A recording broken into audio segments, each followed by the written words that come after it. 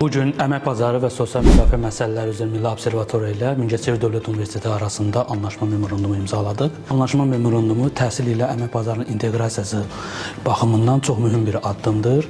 Bildiyiniz kimi Milli Observatoriya cari və gələcək əmək bazarı trendlərini analiz edən bir qurumdur və biz bu analitik hesabatları universitet ilə paylaşaraq onların tələbələrinin gələcək əmək bazarının üzrə bacarıqlarını inkişaf etdirməsində töhfə verəcəyini düşünürük. Əlavə olaraq isə Milli Observatoriyanın təlim və tədris mərkəzləri Mingəçevir Dövlət Universitetinin tələbələrinin karyera mərkəzlərinin qurulmasında müvafiq dəstəyin göstərilməsini hesablanmış bir memorandumdur və mütəmadi olaraq Milli Observatoriya tərəfindən universitetin məzunlarının məşğulluq göstəriciləri analiz edərək onların gələcəkdə hansı peşələrə sahib olmasını, əmək bazarının hansı tələblərinə cavab verməsi ilə bağlı atdığı addımlara töhfə verəcəkdir.